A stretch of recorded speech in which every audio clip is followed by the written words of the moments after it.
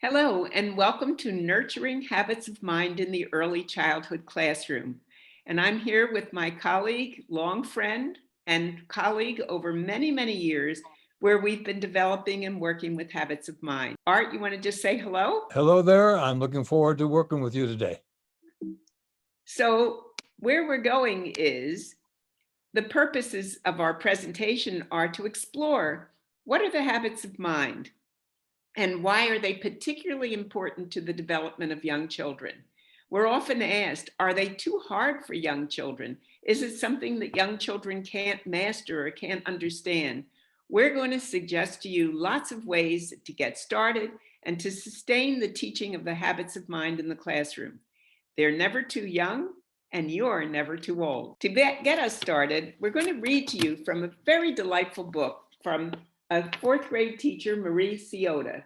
She wrote this when she was a kindergarten teacher, and she wanted to think of a way to get the students involved with the habits of mind. So I'll read you just her introduction. She says, "What is a habit? A habit is something you repeat and repeat, like saying hello to the people you meet. Some habits are good, some habits are bad. Some make you happy, and some make you sad. Habits are like a garden full of seeds. Some grow into flowers, others into weeds. Habits like exercising are good to do. Habits like smoking are bad for you. Some habits are noisy, like cracking your toes. Some habits are gross, like picking your nose. Once you have a habit, it's very hard to lose. So be very careful of the ones you choose.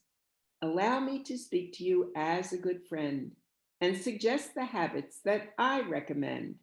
They are habits for your mind. That's right, just for you. They help you solve problems and know what to do.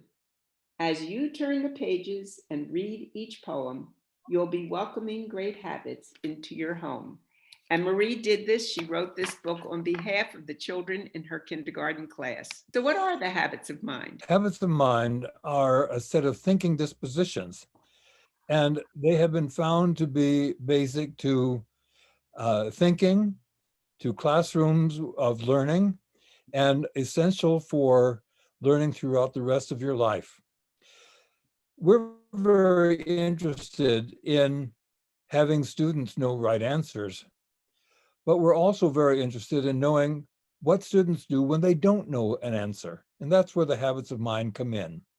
When you're faced with a problem or a conflict or some situation that you can't understand that might be complex or unfamiliar to you, what can your brain do? Well, that's where the habits of mind come in. You can look for alternatives. You can look for different ways of thinking. You can create new ways of thinking, for example. All of these are the habits of mind. So here is a list of 16 habits of mind. And certainly that's not all of the habits of mind, but if we did these 16, it would be wonderful and students would be much more successful. Take a look at this list for a moment and see which ones your students may need, which ones do they already have, and which ones do they already use. You might be focused on this list as you think about the rest of this program and as you think about your students in your classroom. We'll give you a minute to just look at them and see which of these. Well, I'm sure you've come up with lots of them because generally speaking, we do. We see so many that are so applicable. So why don't we just help you to think about this differently? Let's talk about how would you get started? There are 16, but we're going to suggest you can start with one, and you can always lead to more. So what you want to do is get started, give the kids an experience with it, get them used to the idea, and then move on to the next one. And they're not in any particular order. So you may want to order them according to what you observe with your children. So let's just talk about persisting. Actually, one place to begin is with what do young children bring with them already? In other words, we don't have to teach them because these are some innate behaviors, and persisting is one of those.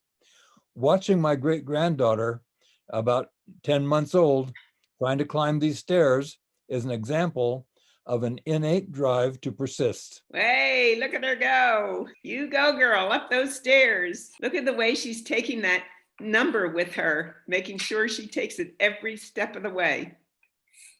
And by the way, nobody is commanding her to do this or telling her to do it or tempting her to do it.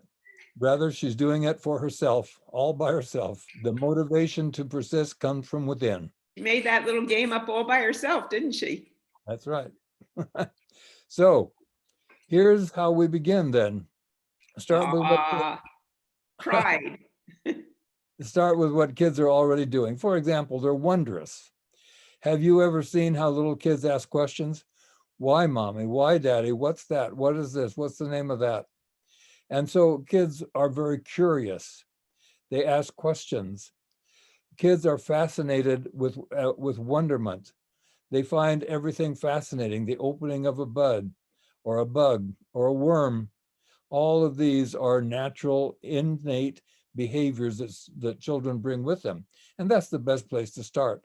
And those are many of the habits of mind. Well, Here's an example of how persisting is not only good for kids, but it's good for adults as well. Read this over and then read who actually this is about. Sure, that was President Abraham Lincoln. He was a good example of persisting. And persisting is basic to all further learning. We find, and there's been many studies that show, that it's the disposition of persisting that is indicative of a learner who is a continuous learner and one who is a successful learner. We find that there's great correlation between persisting and success and higher grades and higher achievement in later life.